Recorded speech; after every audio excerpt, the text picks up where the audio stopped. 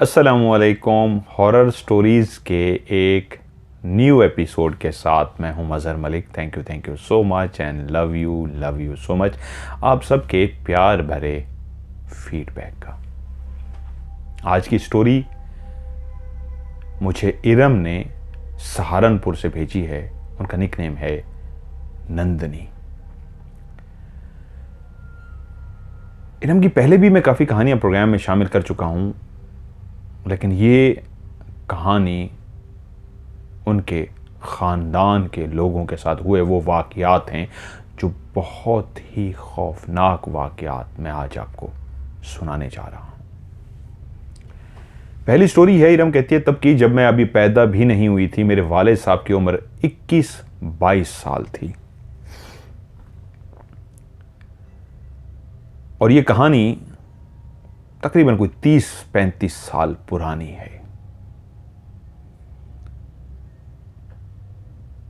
लोग बहुत कम थे जिनके पास अपनी ज़ाती गाड़ियां होती थीं। गाड़ियां तो बिल्कुल थीं, लोग इस्तेमाल करते थे। 30 साल पहले भी गाड़ी ऐसी अवेलेबल होती थी कि टैक्सी के तौर पे आप गाड़ी को हायर कर सकते थे।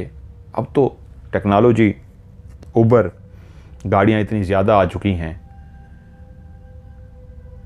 कि आप घर बैठे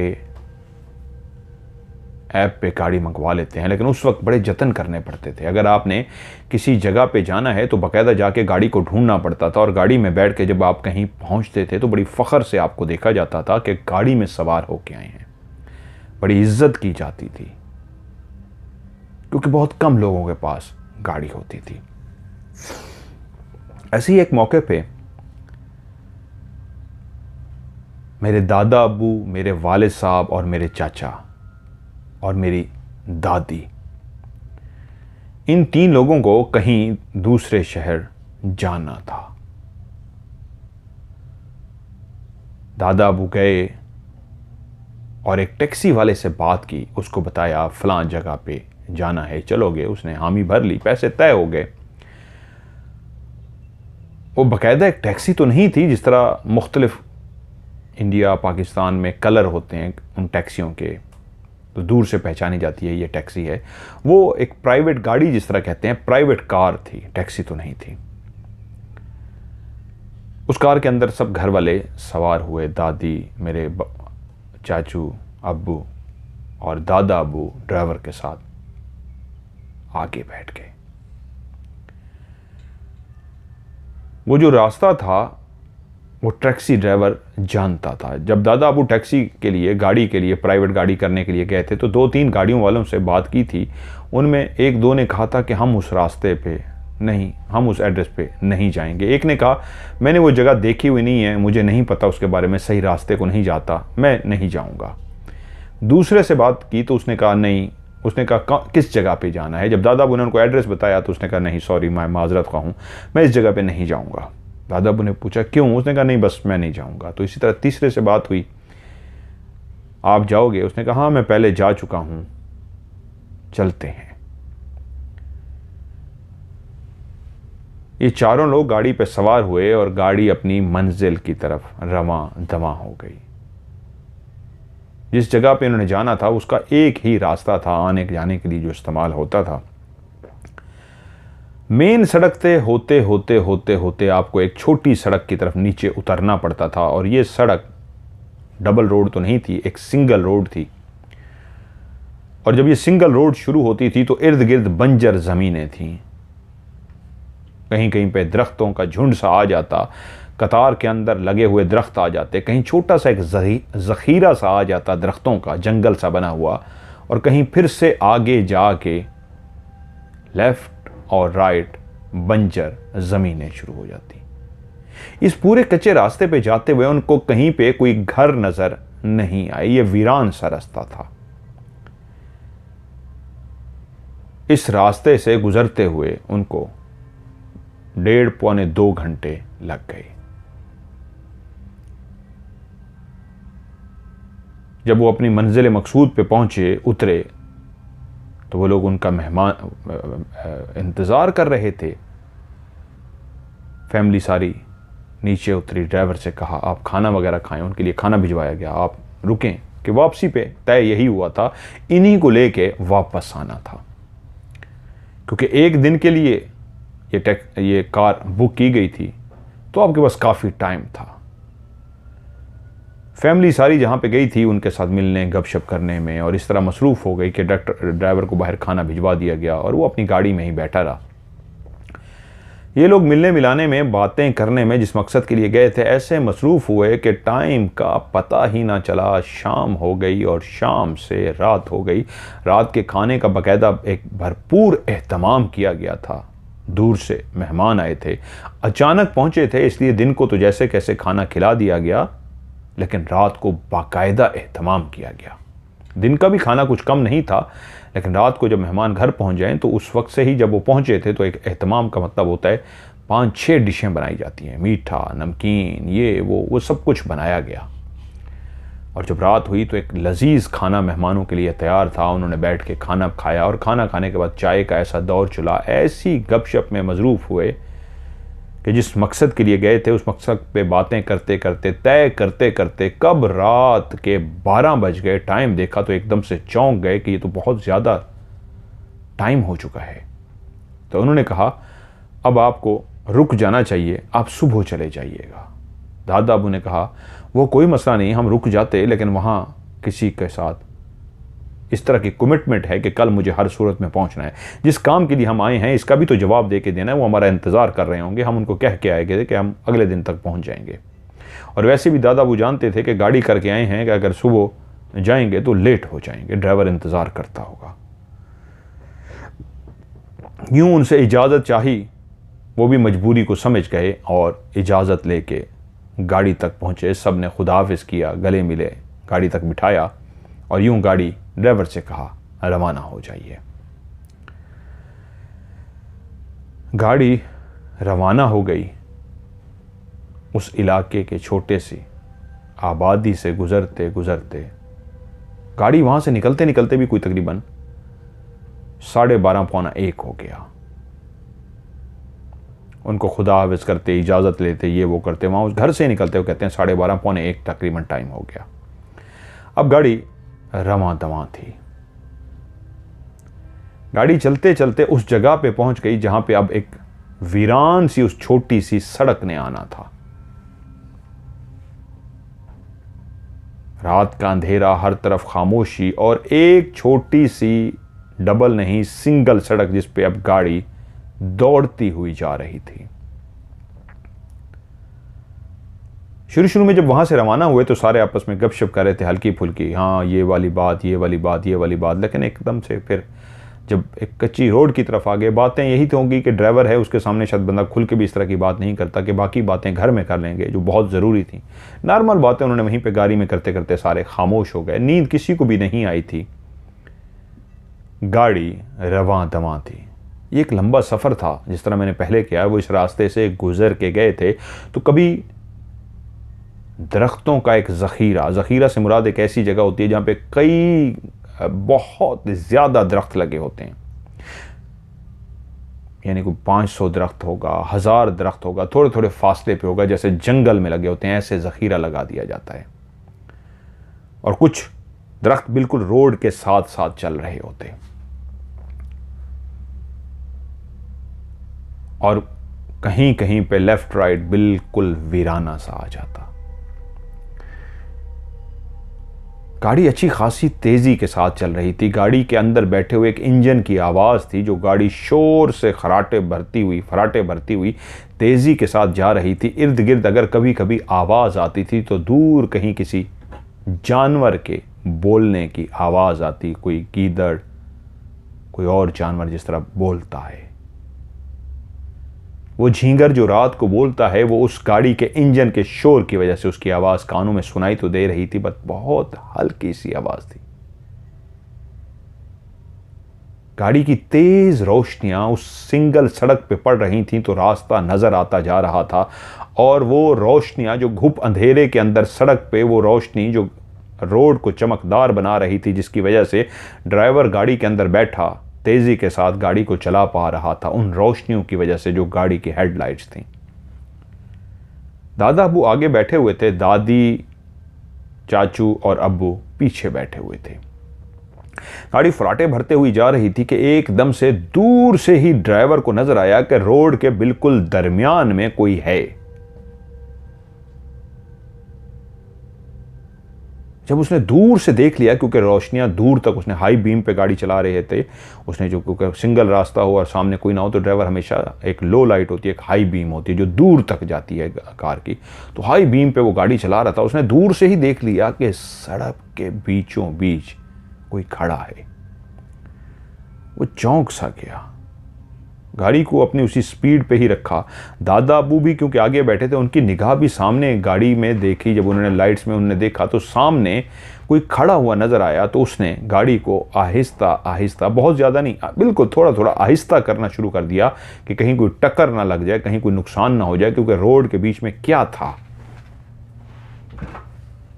जब गाड़ी थोड़ी सी स्लो हो गई, अब जूं जूं गाड़ी करीब जा रही थी तो क्लियर वो जो भी चीज़ थी रोड के दरमियान में नज़र आती जा रही थी। जब गाड़ी का और उसका फासला बिल्कुल कम रह गया तो तब ना सिर्फ दादा अबू ने बल्कि पीछे बैठी दादी ने, अब्बू ने और चाचू ने भी क्लियर देखा, एक बूढ़ा शख्स, वो इतना बूढ़ा भी नहीं था, जिसकी उम्र होनी चाहिए तकरीबन कोई 50-55 के करीब, 60 के करीब, बहुत ज़ईफ़ भी नहीं मतलब, लेकिन नौजवान भी नहीं था, दरमियानी उम्र का।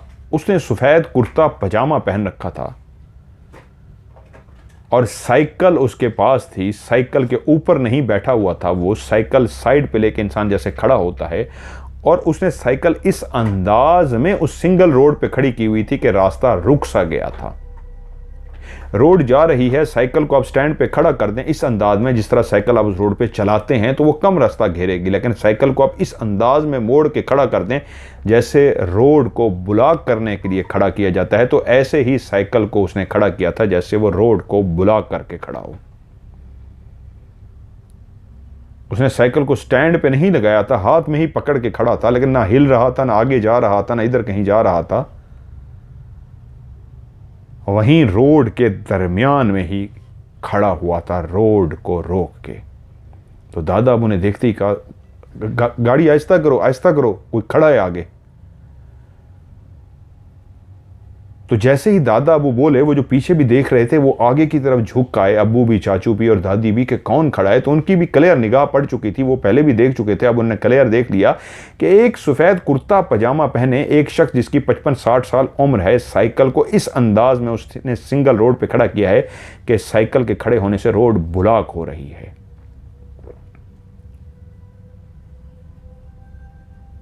जब दादा अबू ने उसको कहा आहिस्ता करो, कोई खड़ा है, तो ड्राइवर ने एक दफ़ा दादा अबू की तरफ देखा और साथ ही उसने एक्सीलेटर पे और पाँव का दबाव बढ़ा दिया। बजाय स्पीड कम करने के उसने स्पीड तेज़ कर दी। अब फासला बहुत कम हो चुका था और उसका स्पीड बढ़ाना खतरनाक था। वो किसी इंसान को मारने जा रहा था, कत्ल करने जा रहा था। पहले ही स्पीड काफ़ी तेज़ थी, हल्की सी उसने स्लो की थी, लेकिन जब देख लिया कि कोई खड़ा है, उसको कोई मदद की ज़रूरत है, तो बजाय गाड़ी की स्पीड स्लो करने के उसने तेज़ कर दी। तो देखते ही देखते दादा अबू अब इसको रोक ही ना पाए थे, हैरान थे कि ये क्या जुनून है, ये क्या पागलपन है कि गाड़ी तुमने तेज़ कर दी है। कि उसी लम्हे गाड़ी उस खड़े शख्स से टकरा गई। इतनी जोर से गाड़ी उस खड़े शख्स से टकराई कि एक जोरदार आवाज पैदा हुई, धज़। और ऐसे उनकी आंखों के सामने उन्होंने वहीं पे देखा, जब वो गाड़ी टकराई है तो पहले साइकिल को लगी है और साइकिल के पीछे खड़े हुए उस शख्स को लगी है। तो इतनी जोर से लोहे को टकराने और उस शख्स को जोर से जब गाड़ी लगी है तो उन्होंने उड़ता हुआ देखा है। बाकायदा साइकिल और वो शख्स दोनों हवा में उड़ते हुए देखे हैं। गाड़ी उनको टकराते हुए जोर से आगे बढ़ गई है और दादा अबू जोरदार आवाज में चीखो, रोको गाड़ी को, तुमने बंदा मार दिया है। और जैसे ही गाड़ी ने टक्कर मारी और टक्कर मार के आगे गई तो पीछे बैठी दादी, चाचू और अब्बू ने अपनी गर्दन मोड़ के पीछे देखा कि ये क्या हो गया है हमसे, इसने बंदा उड़ा दिया है, बंदा मार दिया है। लेकिन जैसे ही तीनों ने पीछे मुड़ के देखा तो उसी जगह पे वो शख्स साइकिल समेत खड़ा हुआ था और गर्दन से मोड़ के पीछे गाड़ी को देखते हुए मुस्कुरा रहा था। वो अपनी जगह पे उसी तरह ही खड़ा हुआ था, उसको कुछ भी नहीं हुआ था, साइकिल भी उसी अंदाज में उसके पास थी। अब सिर्फ फर्क ये था, वो इनकी गाड़ी की तरफ जो गुजर चुकी थी उसको टक्कर मारते हुए वो गाड़ी की तरफ देख रहा था और एक अजीब सी मुस्कुराहट से हंस रहा था कि चाचू की और अब्बू की एकदम चीखती हुई आवाज आई, वो तो अपनी जगह पे वहीं मौजूद है और हमें देख के मुस्कुरा रहा है। तो उसी लम्हे दादा अबू ने भी पीछे गर्दन मोड़ के देखा तो उनको भी क्लियर वो तंजिया मुस्कुराता हुआ और उसी जगह पे खड़ा हुआ नजर आया, लेकिन ड्राइवर गाड़ी तेजी से भगाता हुआ जा रहा था। गाड़ी के अंदर सब खामोश हो गए, किसी के भी बोलने की कोई हिम्मत नहीं हुई। ड्राइवर चलाता रहा यहां तक कि तेजी से गाड़ी और तेजी के साथ चलाते हुए जैसे वो फैसला कर चुका था, अगर रास्ते में कोई जानवर आ जाता है, कोई कुत्ता आ जाता है, कोई भी आ जाता है, वो उसको उड़ा देगा, वो फैसला कर चुका था। और गाड़ी तेज भगाते भगाते वो उस मेन रोड पे चढ़ गया जहां पे ट्रैफिक अब रमा दमा थी और सबको ऐसे लगा जैसे सुख का सांस लिया हो, सांस बहाल हुई। और वहां पहुंच के उसने गाड़ी की स्पीड आहिस्ता की। उससे पहले तो वो जितनी गाड़ी की मैक्सिमम स्पीड से गाड़ी चला सकता था वो इस तरह पागलों की तरह गाड़ी चला रहा था, लेकिन जैसे ही वो मेन रोड पे आया तो उसने गाड़ी की स्पीड स्लो की। ऐसे लगता था उसके औसान भी खता हैं, उसके पूरे जिस्म के अंदर ऐसे लगता था कि उसके पट्टे अकड़ गए हैं। गाड़ी चलाते चलाते चलाते एक जगह पे रुकने की जगह थी तो उसने जाके गाड़ी रोकी, नीचे उतरा, बोतल से उसने पानी निकाला, पानी पिया, मुंह पे छींटे मारे और अपनी सांस बहाल की। और उसके बाद गाड़ी के अंदर आके बैठा। तभी दादा अबू से मुखातिब हुए, हम तो नहीं जानते थे वो कौन है, लेकिन तुम्हें कैसे अंदाजा हो गया कि रोड के बीच में कोई जो खड़ा है वो कोई इंसान नहीं, कोई और मखलूक है? तो वो बोला, मैं इस रास्ते पे पहले भी आ चुका हूं, मेरे साथ इस रास्ते पे कोई हादसा तो नहीं हुआ, लेकिन पहली दफा मैं रात के टाइम यहां से गुजर रहा हूं। मैंने बहुत सुन रखा था कि ये जो रास्ता बहुत हॉन्टेड है, यहां पे लोगों के साथ बहुत सारे वाकयात हुए हैं। और जब आप लोग रात को वहां से निकले और गाड़ी में आके बैठे तो मैं आपको नहीं कहना चाहता था कि इस वक्त जाना ठीक नहीं है, क्योंकि आप मुझे कह के आए थे कि हमें हर सूरत में वापस पहुंचना है, तो मैं भी जानता था आपको वापस लेके जाना है, मुझे कोई इशू नहीं था, लेकिन मैं इस वीरान रोड के बारे में डरा हुआ था। और जब हम लोग वहां से रवाना हुए और जैसे ही मैं उस रास्ते पे चढ़ा तो मैं बहुत ज़्यादा होशियार था। आप लोगों को डर ना लगे, आप लोगों को डराऊं ना, तो मैंने किसी ऐसी बात का जिक्र नहीं किया, लेकिन मैं दिल ही दिल में डर रहा था कि कोई वाकया पेश ना हो जाए। और जैसे ही वो मुझे सामने नजर आया मैं समझ गया ये कोई इंसान नहीं है, क्योंकि आप भूल गए इतनी दूर दूर तक कोई आबादी नहीं। जब दिन को हम यहाँ से गुजरे थे, क्या किसी घर को आपने देखा सिवाय दरख्तों की लाइन के, सिवाय जजीरे के या इर्द गिर्द बंजर रास्ते के? तो रात के 1:30 बजे वो शख्स ऐसी वीरान रोड पे साइकिल के साथ क्या कर रहा है, ये बात आपके दिमाग में भी नहीं आई? चलो मुझे तो पता था ये रोड हॉन्टेड है, लेकिन आपने क्यों नहीं सोचा कि इस वीरान सड़क पे जहां दूर दूर तक कोई आबादी नहीं, वो रात को क्या कर रहा है? तब दादा अबू को समझ आई कि वो पहले से जानता था, इसलिए हम बच गए। घर पहुंचते ही अब्बू, चाचू और दादा अबू को बाकायदा बुखार हो गया। लेकिन दादा अबू को तो इतना नहीं हुआ, थोड़े से हुआ, लेकिन अब्बू और चाचू काफ़ी बीमार हो गए। दादी बहुत बहादुर थी, उनको कुछ भी नहीं हुआ। और 3 दिन तक उनको बुखार रहा, बहुत तेज़। वो इतने ज़्यादा डर गए थे कि ऐसे वाक़े को देख के आए थे कि उड़ाने के बावजूद, टक्कर लगने के बावजूद, एक ज़ोरदार एक आवाज़ आई, एक धमाका सा हुआ, उसके बावजूद वो वहीं पे कायम व दायम था। वो इंसान नहीं था, कोई जिन था जो इंसानी रूप धार के और साइकिल लेके खड़ा था। तो कहते हैं 3 दिन तक शदीद में बुखार में होने के बावजूद हनुमान का चालीसा वो करते रहे। और जब उन्होंने हनुमान का चालीसा 3 दिन तक मुसलसल किया, तब जाके उनकी ज़िंदगी में सुकून आया, उनका बुखार उतरा और उनका डर ख़त्म हुआ। वो इतना ज़्यादा डर गए थे। दूसरा वाक़या वो जो सुनाती हैं इरम, वो कहती हैं, नंदनी, मेरे दादा अब्बू ने मुझे सुनाया था। मेरे दादा अब्बू मुझसे बहुत प्यार करते थे, मुझे बहुत सारे वाक़यात सुनाते थे। कुछ बातें दादा अब्बू ने उसमें से स्किप की थी जो मुझे बाद में दादी से पता लग गई थी। दादा अब्बू के एक काफ़ी ज़्यादा दोस्त थे। वहीं पे उनके एक बचपन के दोस्त जिनसे उनको बहुत प्यार था, जवानी तक तो वो इकट्ठे रहे, लेकिन वक्त और हालात कुछ ऐसे हुए कि वो फिर दूर दूर हो गए। लेकिन जब भी ज़िंदगी में मौका मिलता वो एक दूसरे से राब्ता करते, मिलते, बड़े गर्मजोशी से मिलते। उनके बीच में प्यार कायम व दायम था। लेकिन एक दफ़ा जब दादा अब्बू उनका पता करने के लिए गए उनके गांव और वापस आए तो बहुत परेशान थे, बहुत ज़्यादा डिस्टर्ब। और तब उन्होंने वो कहानी सुनाई। उनके वो दोस्त, मैं उनका फर्जी नाम रुस्तम रख लेता हूँ। रुस्तम जब छोटा सा था तो शक्ल सूरत बहुत खूबसूरत तो नहीं था, लेकिन अच्छी शक्ल सूरत थी। लेकिन बचपन से ही उसका जिस्म इतना खूबसूरत था कि उसके जिस्म का ऐसा लगता था जैसे सेहतमंद जिस्म हो। खाने पीने का रुस्तम शौकीन था। घर में पैसे की रेल पेल थी, किसी चीज़ की कमी नहीं थी।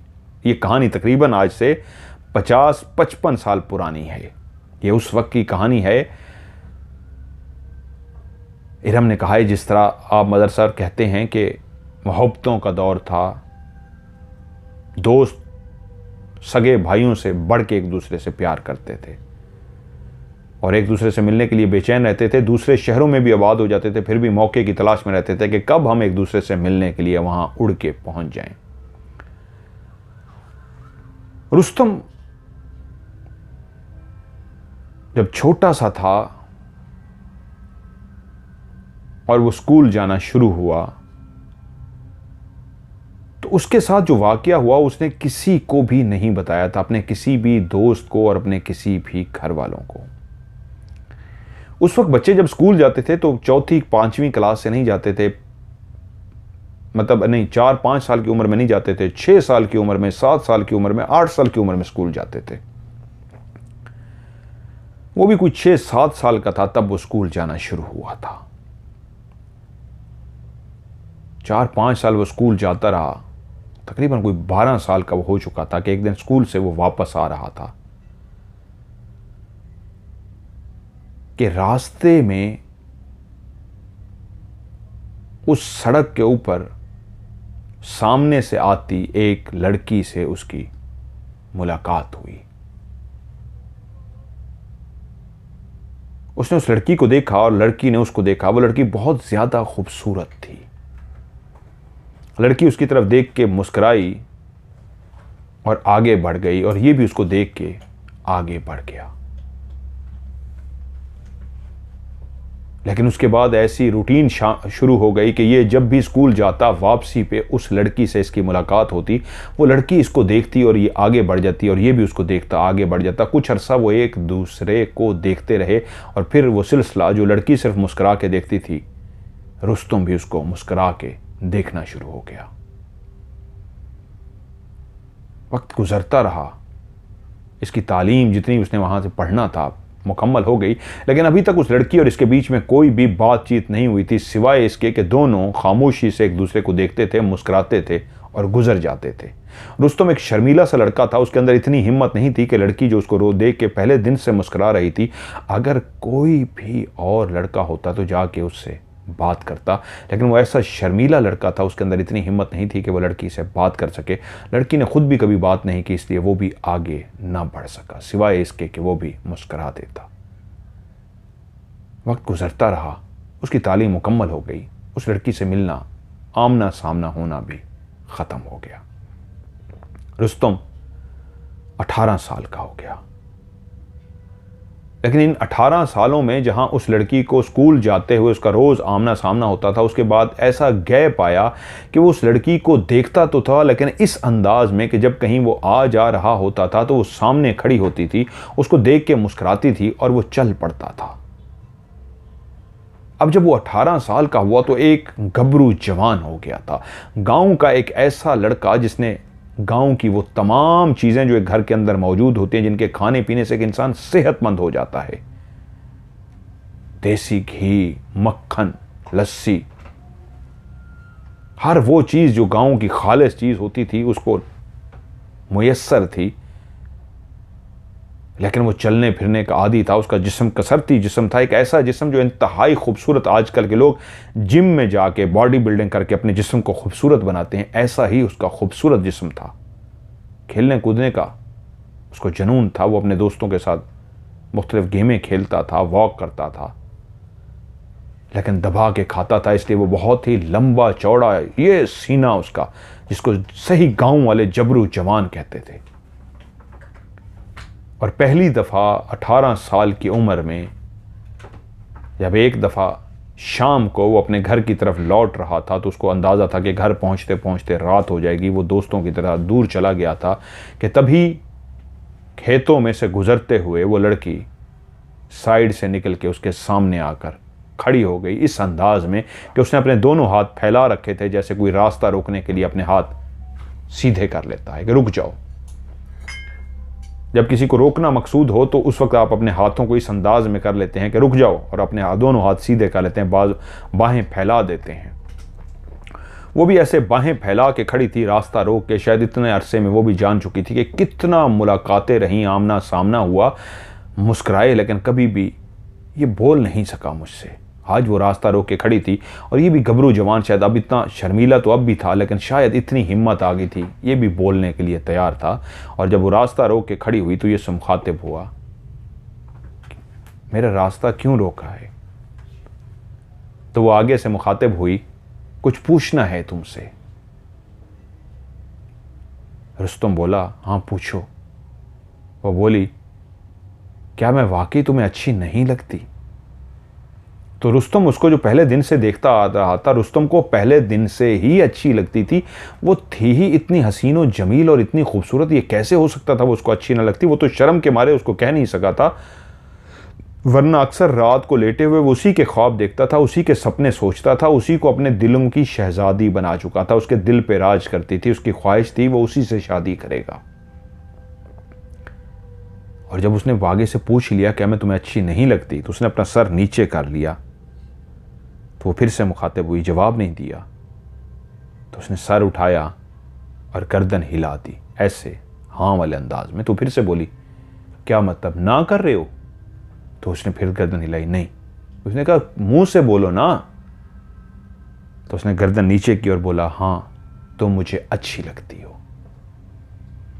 तो वो आगे से बोली, मैंने भी जब तुम्हें पहली दफ़ा देखा था, तुम स्कूल से वापस आ रहे थे, मैं नहीं जानती थी तुम्हें, मेरा भी वहाँ से रोज़ गुज़र होता था, और जब मैंने भी तुम्हें पहली दफ़ा देखा था तो ऐसे दिल में अच्छे लगे थे कि मेरे दिल से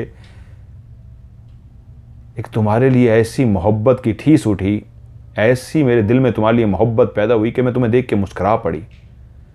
और रोज़ मैं वहाँ से गुज़रती थी कि तुम्हें देख सकूँ, तुम्हें देख के मुझे चैन आता था, तुम्हें देख के मुझे सुकून मिलता था, मुझे तुमसे इश्क हो गया था। मैं ज़िंदगी में कई दफ़ा तुम्हारे सामने आई, लेकिन तुमने मुझे देखा, मुस्कुराए, लेकिन कोई बात नहीं की। मैं तुम्हारा नाम पूछ सकती हूँ? उसने कहा, मेरा नाम रुस्तम है। उसने कहा, रुस्तम? उसने अपना नाम बताया आगे से। उन्होंने कहा, यहाँ पे आप फर्जी रख लीजिएगा, मुझे नाम बताया, मैं फर्जी रखने जाऊँ, रानी नाम कर रहा हूँ। उसने कहा, रुस्तम मेरा नाम रानी है। हाथ अपना आगे कर दिया कि मेरे साथ हाथ मिलाओ अगर मुझसे प्यार करते हो। तो रुस्तम ने अपना हाथ आगे बढ़ा दिया और उसने ऐसी गर्मजोशी से हाथ मिलाया कि वो दोनों एक दूसरे की आंखों में देखते रहे। उसने कहा, रुस्तम कभी कभी मुझसे मिलोगे? रुस्तम आगे से खामोश रहा। उसने कहा, क्या तुम मुझसे मिलना नहीं चाहोगे? रुस्तम जवाब देना चाहता था, लेकिन एकदम से फिर से उसकी शर्म उसके आड़े आ गई। वो एक शर्मीला नौजवान था। तो वो बोली, अच्छा ठीक है, तुम मुझसे ना मिलना, मैं तुमसे मिलने आ जाया करूं। तो उसने उस लड़की की तरफ देखा और जैसे गर्दन हिला दी हाँ, हल्की सी गर्दन हिला दी जैसे कह रहा हो हाँ। वो मुस्कुराई और कहा ठीक है, मैं तुमसे मिलने आ जाऊंगी।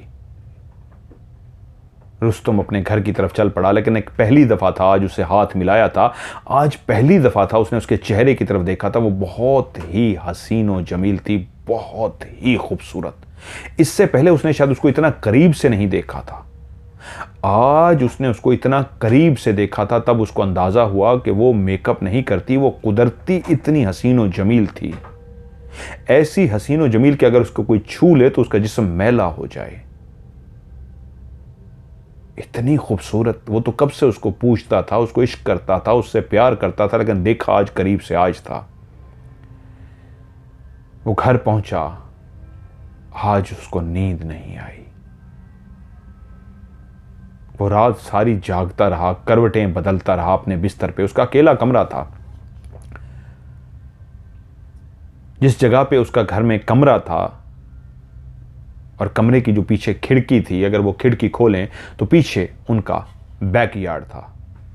यानी रुस्तम का घर में जो कमरा था बिल्कुल घर के एंड पे था, और उसकी खिड़की जो खुलती थी, पीछे उन्होंने पौधे वगैरह लगाए हुए थे, फूल वगैरह लगाए हुए थे, ग्रीनरी लगाई हुई थी। ये घर के बैक साइड का हिस्सा था। काफी बड़ा घर था उनका। रात सारी वो करवटें बदलता रहा और उसके बारे में सोचता रहा। वो कितनी हसीन थी। इश्क जो हो गया था, नौजवान था, 18 साल का गबरू नौजवान। इससे पहले कभी किसी लड़की से इस तरह मिला नहीं था। हाथ मिलाना तो दूर की बात है, करीब तक नहीं गया था। आज मोहब्बत की आग पहली दफा उसके अंदर लगी थी, जवानी की पहली आग। रात सारी जागता रहा, सुबह तक उसको कोई नींद ना आई। जब वो उठा तो उसकी आंखें लाल थीं, क्योंकि वो रात सारी सो नहीं सका था। खैर, वो उठा, अपने काम काज में मसरूफ़ हो गया और अपने दोस्तों वगैरह से मिला और सारी दिन की जो इसकी मसरूफियात थी उसमें रहा। जब रात आई तो फिर से बेचैन था, लेकिन एक दुख था उसको कि उसने मुझसे कहा था कि मैं तुमसे मिलूंगी, लेकिन मुझसे तो मिली ही नहीं। अगली रात फिर से वो उसके लिए सोचना चाहता था, लेकिन पिछली रात वो सोया नहीं था। वो अपने बिस्तर पे लेटते ही उसको नींद आ गई। सुबह उठा तो उसकी आंखें जो लाल थी अब वो बेहतर हो चुकी थी, लेकिन वो अपने बिस्तर पे बैठा रहा कि मैं उसको कहाँ मिलूं। उसने तो मिलने के लिए कहा था कि मैं तुमसे मिलूंगी, लेकिन वो तो मुझसे मिलने ही नहीं आई। दिल के हाथों मजबूर हुआ, फैसला किया कि आज शाम को उसी जगह पे उसको मिलने के लिए जाऊंगा। वो शाम को वक्त गुजारने लगा कि शाम हो तो मैं उस जगह पे पहुंचूं, और शाम को उसी जगह पहुंचा जहां वो मिली थी, लेकिन रुका नहीं, ऐसे गुजर से गया। गर्दन तक शर्माहट इतनी थी कि कहीं अगर वो देख लेगी तो ये ना समझे कि देखो मैं उसके मिलने के लिए कितना बेचैन हो गया हूं और उसको मिलने के लिए उसी जगह पे आ गया हूं। तो उसी जगह से गुजर तो रहा था, लेकिन कन अखियों से, मतलब गर्दन घुमा के नहीं, आंखों को ही हल्का हल्का घुमा के देख रहा था इर्द गिर्द कि कहीं वो खड़ी तो नहीं है, कहीं वहां मौजूद तो नहीं है, लेकिन वो वहां पे मौजूद नहीं थी।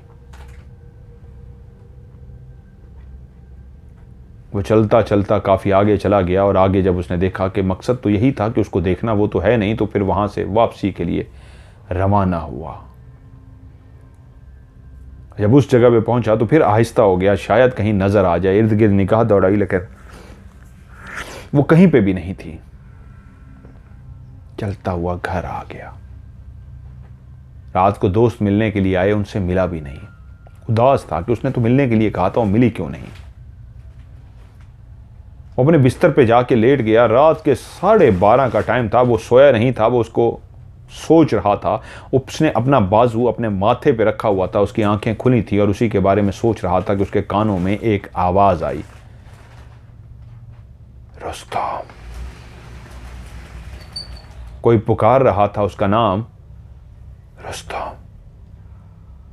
और उसने एकदम से चौंका। वो जो माथे पे बाजू रखा हुआ था, बाजू उठाया, इर्द गिर्द देखा, कमरे में तो कोई भी नहीं था। तो कौन पुकार रहा था उसका नाम, रुस्तम। इस बार जब नाम जोर से पुकारा गया, तब उसने मुड़ के देखा तो आवाज खिड़की वाली साइड से आ रही थी। वही खिड़की जो पीछे बागीचे की तरफ खुलती थी। वो एकदम से उठा और अपने बिस्तर पे उठ के बैठ गया और बोला, कौन? तो आवाज आई, रुस्तम, खिड़की खोलो। ये कौन है? ये किसी लड़की की आवाज़ है और बाहर खिड़की से वो बोल रही है, रुस्तम खिड़की खोलो। वह एकदम से उठा और खिड़की के पास आया। वो डर भी रहा था कि रात के इस पहर 12:30 बजे कौन हो सकता है। उसने खिड़की में से हल्का सा झांक के देखा तो उसको वही चेहरा नजर आया, वही जिसके इंतजार में वो बेचैन सा हो रहा था। उसने जल्दी से खिड़की खोल दी और देखा सामने रानी खड़ी थी।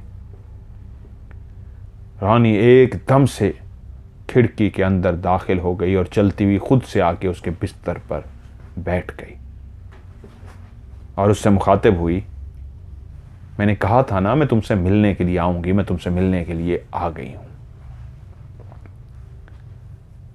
और बैठकर उससे बातें करना शुरू हो गई। वो दोनों बातें करते रहे यहां तक कि बातें करते करते रानी ने अपने होंठ उसके होंठों पर रख दिए। वो एक नौजवान था, उसके दिल में कोई ऐसी ख्वाहिश नहीं थी, वो किसी ऐसी बात के लिए तैयार नहीं था। वो घबरा गया, लेकिन रानी शायद बहुत कुछ पहले से सोच के आई थी। वो रात तो गुजर गई, लेकिन वो जब सुबह उठा, वो एक ऐसा भोला, ऐसा शर्मीला नौजवान जो ऐसा कुछ भी नहीं जिंदगी में चाहता था, उसकी जिंदगी में रात ऐसा कुछ हो गया था कि वो सुबह उठ के खुश होने की बजाय उदास हो गया कि ये क्या हुआ है मेरे साथ। मैं माना उस लड़की को पसंद करता हूं, मैं मानता हूं वो लड़की मुझे अच्छी लगती है, मैं मानता हूं रानी से मुझे इश्क है, मुझे प्यार है, लेकिन मेरे दिल के अंदर ऐसी कोई ख्वाहिश नहीं थी कि मैं उसके वजूद को हासिल कर सकूं। मैं तो उससे प्यार करता हूं, उसको जीवन साथी बनाना चाहता था, मैं कतन ऐसा नहीं चाहता था। वो रात जो कुछ भी हुआ था वो रानी ने किया था। वो दिन सारा उदास सा रहा। दिन को वो दोस्तों के पास भी नहीं गया, बजाय खुश होने के, उसका प्यार, उसकी मोहब्बत, रानी उसके पास आई थी, वो उदास हो गया, डिस्टर्ब हो गया। सारा दिन कमरे में रहा। रात हुई, सोने के लिए लेटने लगा तो फिर से रानी कमरे के अंदर दाखिल हो गई। रानी ने उससे फरमाइश की कि ये खिड़की मत बंद किया करो, मैं तुमसे मिलने के लिए आया करूंगी। लेकिन ये बताओ रुस्तम, तुम उदास क्यों हो? क्योंकि वो शर्मीला था, दिल की बात नहीं करना चाहता था, लेकिन उसका दिल कहता था कि मैं रानी से कह दूं कि तुम आई हो, मुझे खुशी हुई, तुम मुझसे मिली हो, मुझे खुशी हुई, लेकिन हमारे बीच में जो एक जिस्मानी ताल्लुक बना है मैं उस पर खुश नहीं हूं। लेकिन वो कह नहीं सका। रानी के आने पे ऐसा होता था जैसे उसके दिमाग पे रानी सवार हो जाती थी। रानी का हुस्न जादू बन के उस पे उसके दिमाग को माऊफ कर देता था। उसका दिमाग सोचने समझने की सलाहियत से महरूम हो जाता था। और फिर ऐसी ही कई रातें गुजरने लगीं। वो खुश होने की बजाय ऐसा गुमसुम होने लगा कि अब वो दोस्तों की तरफ भी नहीं जाता था। वो गबरू जवान जिसकी जिस्म को देख के उसके दोस्त भी कहते थे, यार क्या खूबसूरत तेरी बॉडी है, क्या तेरा खूबसूरत जिस्म है। उसका जिस्म आहिस्ता आहिस्ता पतला होता जा रहा था, उसका जिस्म आहिस्ता आहिस्ता सूखता जा रहा था। और रानी मुसलसल उससे रोज रात को मिलने के लिए आती थी। रानी ने उस पर क्या ऐसा जादू कर दिया था। रानी जो भी कहती जा रही थी वो करता जा रहा था। रानी जो भी उससे फरमाइश करती थी वो उसकी फरमाइश को पूरा करता जा रहा था, लेकिन खुश नहीं था, उदास था। घर वाले भी अब उसको नोट कर रहे थे। कई दफा घर वालों ने पूछा, रुस्तम क्या हुआ है, तुम ज्यादा बात नहीं करते, घर वालों के पास ज्यादा बैठते नहीं हो, तुम्हारे जिस्म को क्या होता जा रहा है, कमजोर होते जा रहे हो, खाना पीना तुमने छोड़ दिया, क्या हो गया है? तो रुस्तम घर वालों से कहता, नहीं ऐसी कोई बात नहीं, ऐसा कुछ भी नहीं है। तो घर वाले कहते, नहीं तुमने खाना पीना छोड़ दिया है, अपनी सेहत को देखो, क्या हो गया है, कमजोर होते जा रहे हो। वो आगे से कहता, नहीं ऐसी तो कोई बात नहीं, और टाल जाता। घर वालों के ऐसे सवालात से बचने के लिए वो अब घर से ज्यादा देर बाहर रहने लगा। सिर्फ उस वक्त घर आता जिस वक्त उसको पता होता कि घर वालों के सवालों का मुझे जवाब नहीं देना पड़ेगा। घर वालों के सवाल से बचने के लिए अब वो कम टाइम ही घर पे देता था, ज्यादा टाइम वो बाहर ही गुजारता था। अब तो इस हद तक हो गई थी कि रानी जब उसके पास आती थी और उससे बातें करती और जब उसके साथ जिस्मानी ताल्लुक बनाती तो रानी उसके साथ सो जाती थी, और जब वो सुबह उठता था तो रानी जा चुकी होती थी। वो अपने बिस्तर पर अकेला होता था। वो कब जाती थी वो नहीं जानता था, सिर्फ इतना पता था कि उसके आने का टाइम है। इस टाइम वो रात को आ जाती है, उसके साथ रहती है और सुबह चली जाती है। रानी उससे कह चुकी थी कि वो उसके इश्क में ऐसी मुब्तला हो चुकी है, उससे जुनून की हद तक प्यार करती है, अब उसके बगैर नहीं रह सकती। उसका दिल चाहता था वो खिड़की को मुस्तकिल बंद कर दे, वो ना आ सके, लेकिन वो कह नहीं पा रहा था। एक रात उसका दिल बहुत अजीब सा था। रानी खिड़की के जरिए उसके कमरे में दाखिल हुई, वो बिस्तर पे चुप करके लेटा रहा। रानी उसके सामने आई, उसने रानी को देखा तक भी नहीं। रानी उससे बात कर रही थी, वो उसकी आंखें छत को तकती जा रही थी। रानी उससे पूछी, क्या बात है रुस्तम, क्यों परेशान हो, मुझे बताओ तो सही। रुस्तम खामोश रहा। वो रुस्तम के साथ ही बिस्तर पर लेट गई। वो रुस्तम से बातें कर रही थी, लेकिन रुस्तम का दिमाग कहीं और था। वो बिल्कुल नहीं सुन पा रहा था रानी क्या कह रही है, क्या बातें कर रही है। वो सिर्फ छत को तकता जा रहा था और छत को तकते तकते एकदम से उसको नींद आनी शुरू हो गई और छत को तकते तकते उसने अपनी आंखें बंद कर दी और वो सो गया। वो कितनी देर सोया था उसको नहीं पता। जब उसकी आंख खुली तो तब उसको महसूस हुआ रानी उसके वजूद के ऊपर बैठी है। शायद रानी को भी एहसास नहीं था कि वो जो गहरी नींद में सो गया है, क्योंकि रानी जानती थी जब रुस्तम सो जाता था उसकी आंख नहीं खुलती थी, लेकिन उस दिन अचानक उसकी आंख खुल गई। शायद उसका दिमाग उलझा हुआ था, अजीब सी हालत में था कि उसका दिमाग उलझे होने की वजह से उस रात को जाग गया। और जैसे ही उसकी आंख खुली तो उसने अपने रानी को अपने वजूद पे तो बैठा हुआ देखा, लेकिन तभी उसको एहसास हुआ जो उसके वजूद पे बैठी है वो कोई हसीन और जमील लड़की नहीं, बल्कि एक इंतहाई भयानक और बदसूरत लड़की है। इसका चेहरा इंतहाई काला स्याह खौफनाक था और उसके हाथों के नाखून इतने बड़े बड़े थे जो किसी भी इंसान के नहीं हो सकते। 3 से 4 इंच बड़े नाखून। वो कपड़ों के बगैर उसके वजूद पे बैठी थी और वो इतनी भयानक थी, वो देख के चीख ही मारने वाला था कि उसने अपना हाथ उसके मुंह पे रख दिया और बोली, तुम जाग कैसे गए? हाँ, शायद मेरी गलती है, लेकिन तुमने मुझे देख लिया तो कोई बात नहीं, इस रात से पर्दा हट गया। उसी लम्हे उसने देखा उसके वजूद पे जो बैठी हुई लड़की थी, काली स्याह एक भयानक सी खौफनाक सी लड़की जिसके चेहरे को देख के कोई भी डर के बेहोश हो जाए। उसी लम्हे उसकी आंखों के सामने ही वो हसीन और जमील उसी रानी में बदल गई जिसको वो पहले देखता था और मुस्कुराई और बोली, कोई बात नहीं, मैं वही हूँ रानी, तुमसे इश्क करने वाली, प्यार करने वाली। तुमने मेरा रूप देख लिया तो परेशान मत हो, मैं तुम्हारे सामने हमेशा ऐसे ही आऊँगी। मैं यही समझी थी कि तुम सो गए हो और आज तुम पे जादू नहीं कर सकी। तुम जब सोते हो तो तुम्हारी आंख ही नहीं खुलती और मैं लज्जत के लिए तुम्हारे साथ खेल रही थी। मुझे नहीं एहसास था कि तुम इस तरह जाग जाओगे और तुमने मेरे अपने असली वजूद को देख लिया। अब मैं तुमसे एक बात कहती हूं कि मेरे इस राज को बाहर मत निकालना। अगर तुमने इस राज को बाहर निकाला तो मैं तुम्हें यहां से अपने साथ ले जाऊंगी और तुम्हें कोई रोक भी नहीं सकेगा। और अगर तुमने इस राज को राज रखा तो दुनिया जहान की हर चीज तुम्हारे कदमों में ला के रख दूंगी।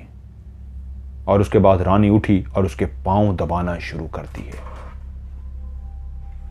अब रानी रोज आती आके उसके पांव दबाती है। मुसलसल रानी की एक आदत हो गई थी, खिड़की के रास्ते आती पांव दबाती, खिड़की के रास्ते आती पांव दबाती। वो सो जाता, वो उस पर जादू करती थी, क्या करती थी, वो सो जाता था। रोज आती उसके पांव दबाती, जैसे उसके पांव दबाती वो सो जाता। वो शायद पांव दबाना नहीं था, ऐसा जादू करना था जिससे वो गहरी नींद सो जाता था।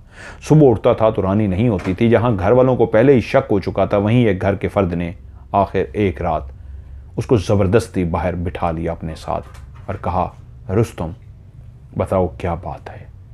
तुम्हारा जिस्म सूख के हड्डियों का ढांचा हो चुका है, तुम्हारे चेहरे पे खुशी गायब हो चुकी है, तुम कोई बात नहीं करते। तुम्हारे दोस्तों से मैंने पूछा है, तुम्हारे दोस्त कहते हैं उसने मिलना जुलना छोड़ दिया है, वो खुद परेशान है, वो खुद इस बात पे हैरान है कि इसके जिस्म को क्या होता जा रहा है, खुल के बताओ क्या बात है। उसने कहा नहीं कोई बात नहीं। उसने कहा नहीं, मैं तुम्हारी मदद करने को तैयार हूँ, घुट घुट के मर जाओगे तुम। क्या मरना चाहते हो? क्या तुम खुदकुशी करना चाहते हो? क्या तुम फैसला कर चुके हो ज़िंदगी ऐसे गुजारने का? मुझे बताओ। वो काफ़ी देर घर का फर्द लगा रहा, यहाँ तक कि उसने देखा कि रुस्तम आहिस्ता आहिस्ता तैयार हो रहा है। जानता था घर का फर्द था, उसका सगा चाचा था। और रुस्तम आखिर जब तैयार हो गया तो रुस्तम ने सारी कहानी अपने चाचा को बता दी और कहा, मैं डरता था कि उसने कहा, क्योंकि आप मेरी मदद करना चाहते हैं तो खुदारा मेरी मदद कीजिए।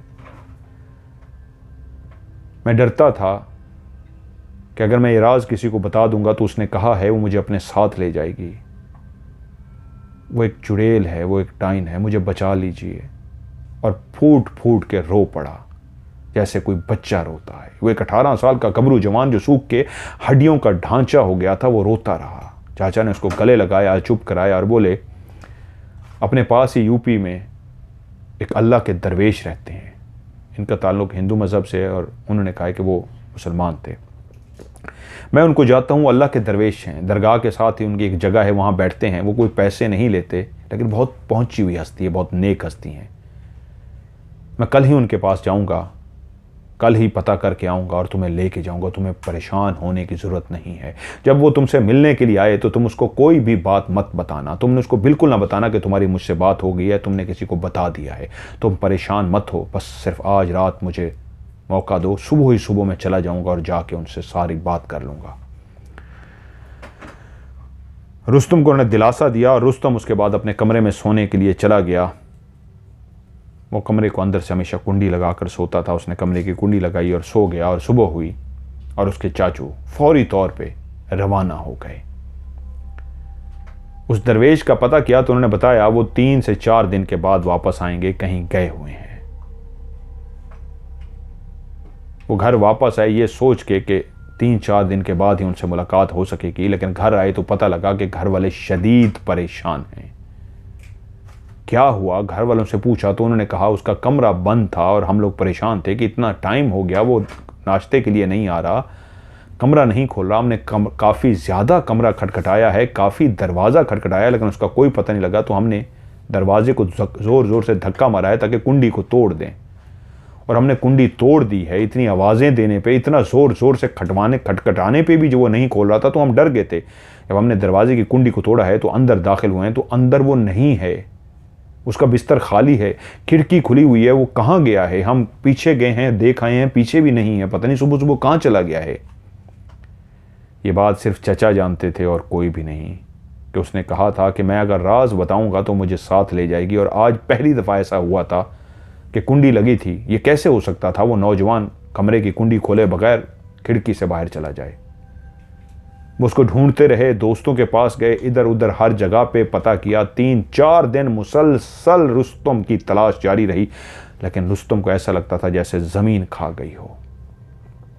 4 दिन के बाद उनके चचा ने घर वालों को सारी बात बता दी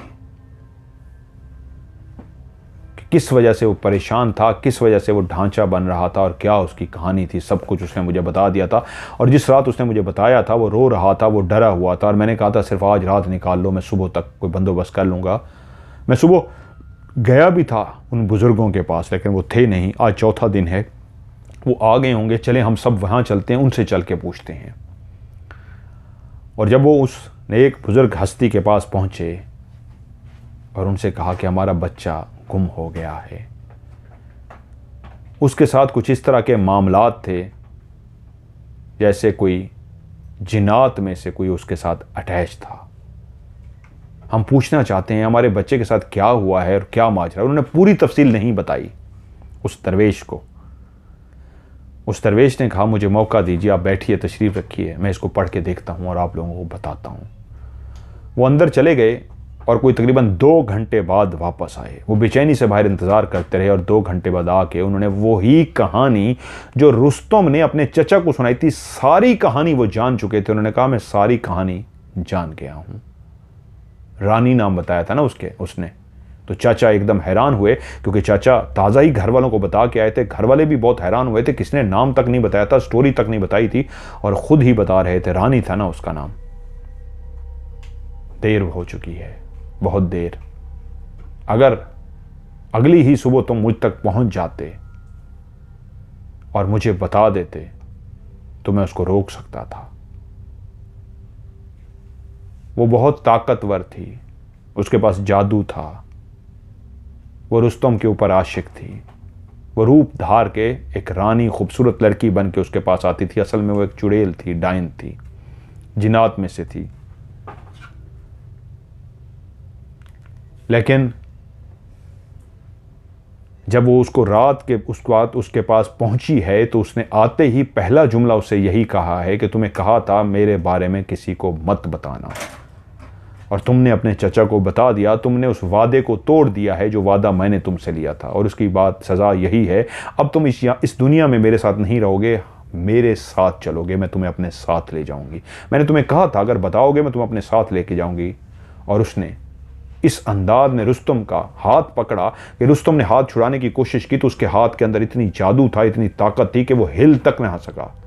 और वो लड़की ने जैसे ही उसको हाथ पकड़ा तो उसका हाथ ऐसे गर्म था जैसे आग से बना हो, वो हिल सा गया और उसको लेके वो बाहर निकली है। और उसके बाद उसको लेके वो हवा में गायब हो गई है। वो उसको उड़ाते हुए यहाँ से इतना दूर ले गई है। जानती थी कि इसके घर वाले, वो जो चचा है, उसको ये भी मालूम हो गया था कि रात को बैठ के जब रुस्तम ने अपने चचा को बताया था तो चचा ने आगे कह दिया था कि फ़लाँ जो मेरे बारे में कहा था कि जो फ़लाँ शख्स हैं मैं उनके पास जाऊंगा और उनसे पूछ के आऊँगा। तो वो जान गई थी कि आप लोग मेरे पास आएंगे, लेकिन जानती थी कि मैं 3-4 दिनों के लिए बाहर गया हुआ हूँ। इसलिए वो चाहती थी कि इतनी दूर चली जाए जो मेरी रेंज से भी दूर हो, मैं उसको पकड़ ना सकूं।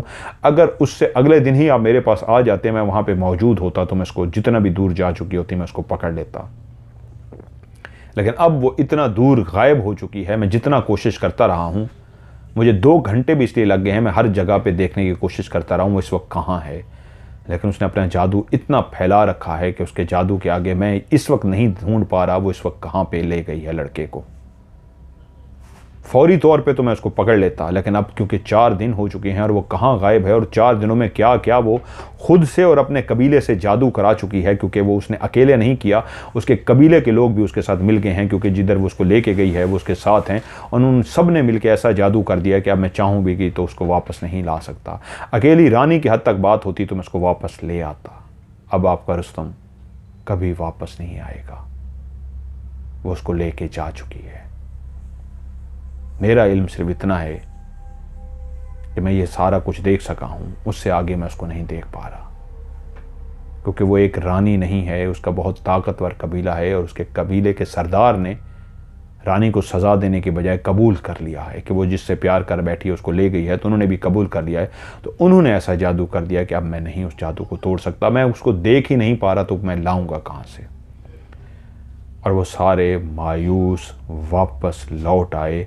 और उसके बाद रुस्तम का दोबारा कभी भी पता नहीं चल सका कि रुस्तम कहाँ गया। ये आखिरी बातें रुस्तम के बारे में सारी उन दरवेश ने बताई थी, जो बातें इनको नहीं पता थी, उनके बीच में जो कुछ हुआ था वो सारी बातें दरवेश ने बताई थी। और मेरे दादा जो बड़े अरसे बाद उधर मिलने के लिए गए थे, उनको पता लगा था कि रुस्तम अब घर में नहीं है, वो गायब हो चुके हैं। और नंदिनी कहती हैं कि मुझे जब दादा ने ये कहानी सुनाई थी तो कुछ बातें उन्होंने मुझसे, मैं लड़की थी, बच्ची थी, छुपाई थी, लेकिन बाद में मेरी दादी से मुझे बात पता लगी थी कि असल में ये कुछ हुआ था। दादी को तो उन्होंने सारी कहानी बता दी थी और मुझे भी बहादुर बनाने के लिए उन्होंने कहानी सुना दी थी, लेकिन बहुत सारी बातें उसमें से छुपा दी थी। लेकिन बाद में मुझे दादी से वो सारी बातें पता लग गई। और दादा अबू हमेशा अपने उस दोस्त रुस्तम को याद करते रहे कि बहुत ही शर्मीला, बहुत ही अच्छा कड़ियल जवान था, गबरू जवान था, लेकिन फिर ज़िंदगी भर नहीं पता लग सका वो कहाँ गायब हो गया, रानी उसको अपने साथ कहाँ ले गई। मैंने इससे पहले भी एक इंडिया की कहानी सुनाई थी, मुझे वो थी उधर से चोलिस्तान के आगे जो है इंडिया का इलाका, वहाँ की उसको हम लोग चोलिस्तान बोलते, राजस्थान की कहानी थी, जहाँ पे उन्होंने उस बहुत खूबसूरत, जिस तरह बादशाह अपने दौर में महल बनाते थे वैसा कोई घर था। मैंने उसकी वीडियो भी चलाई थी, उन्होंने मुझे वो कमरा भी सेंड किया था जिस कमरे से वो गायब हो गई थी लड़की, जिस पे एक जिन आशिक था और उसने कहा मैं ले जाऊँगा, और उसके दूल्हा को मार दिया था और जिन उसको ले गया था। कमरा बंद था, उन्होंने दीवार तोड़ी थी और जो दीवार टूटी हुई थी उस दौर की, उन्होंने मुझे वो वीडियो भी बना के भेजी थी कि ये देखें दीवार टूटी हुई है, यहाँ से वो अंदर दाखिल हो सके थे, क्योंकि अंदर कुंडियाँ लगा के वो गायब हो गई थी। जब अंदर गए थे तो वो लड़की अंदर गायब हो गई थी, वो जिन उसको ले गया था और आज तक उस लड़की का भी पता नहीं लग सका। वो भी जो बिल्डिंग मैंने आपको वीडियो की सूरत में दिखाई थी, उन्होंने मुझे भेजी थी, वो ऐसे लगता है जैसे किसी बादशाह का महल हो, बादशाह का दरबार हो, बड़ी बड़ी ईंटें और बड़ा बहुत ही ज़बरदस्त किस्म का बना हुआ था। लेकिन वो खंडर बना हुआ था, लेकिन वो खंडर में भी नज़र आता था कि ये मुगलिया दौर की कोई इमारत हो। और ऐसे ही अपने वक्तों के वो अमीर तरीन लोग थे, उनकी वो इमारत थी, लेकिन उनकी लड़की को वो जिन लेके गायब हो गया और आज तक नहीं मिल सका। यहाँ पे भी ऐसा ही ये वाक़या हुआ कि रुस्तम को वो लेके गायब हो गई और आज तक उसका पता नहीं लग सका। तो क्या जिन्नात इंसान को लेके जा सकते हैं और गायब हो सकते हैं? कई ऐसे वाक़यात हैं जहाँ वो ले गए हैं और आज तक इंसान का पता नहीं लगा। इस पर क्योंकि अब वीडियो बहुत लंबी हो चुकी है, मैं एक्सप्लेन करने बैठूंगा तो लंबा हो जाएगा। मैं कभी किसी वीडियो में ये सारा आपको एक्सप्लेन करूंगा, ये कहाँ लेके जाते हैं, क्या करते हैं, क्या होता है इनका सिस्टम, ये सारा एक और कहानी में इंशाल्लाह मैं आपको एक्सप्लेन कर दूंगा। तो ये थी कहानी जो मुझे नंदिनी ने, इरम ने सहारनपुर से भेजी, तो मैंने सुना दी। और इरम ने कहा कि मेरी फैमिली के और भी बहुत सारे वाक़यात हैं जो मैं आपको भेजूंगी, तो ज़रूर इरम आप मुझे भेजिए, इंशाल्लाह मैं आपके वो जितने भी वाक़यात हैं वो भी कहानी में शामिल करूंगा। तो आप लोग भी मुझे अपनी कहानी भेजिए, वॉइस मैसेज रिकॉर्ड करके भी व्हाट्सएप पे भेज सकते हैं, कहानी लिख के भी भेज सकते हैं। अगर आप लंबा वॉइस मैसेज रिकॉर्ड करें या कहानी लिख के भेजें तो आपने अपना नाम, अता, पता सच बताना है, लेकिन आगे ये मेंशन कर देना है कि मैं फ़र्ज़ी बताऊं या आपका नाम, अता, पता रियल बताऊं। पहले आप बताइए जी मेरा नाम ये है, मेरा शहर ये है, मैं इस जगह की कहानी है, आप इसको रियल ही बताइएगा या आप इसको फ़र्ज़ी कर दीजिएगा। ये कहानी के शुरू में ही बता दिया करें। और जब कहानी आप लिख के सेंड कर दें या वॉइस मैसेज रिकॉर्ड करके सेंड कर दें तो फिर उसके बाद एक मैसेज करना है स्टोरी, STORY। आपने सबसे लास्ट में स्टोरी लिखना है, तो मैं समझ जाऊंगा कि ये कहानी किसने मुझे भेजी है। उसको नंबर दे के सेव कर लूँगा और उसको प्रोग्राम में शामिल कर लूँगा। और भेजने के लिए मेरा व्हाट्सएप का नंबर है +9231365550। मैं रिपीट करता हूँ, +9231365550। इसको उर्दू में बोलेंगे +923136655550। आज की हॉरर स्टोरी से मज़हर मलिक को दीजिए इजाज़त। अपना ढेर सारा ख्याल रखिएगा। खुदा हाफिज़।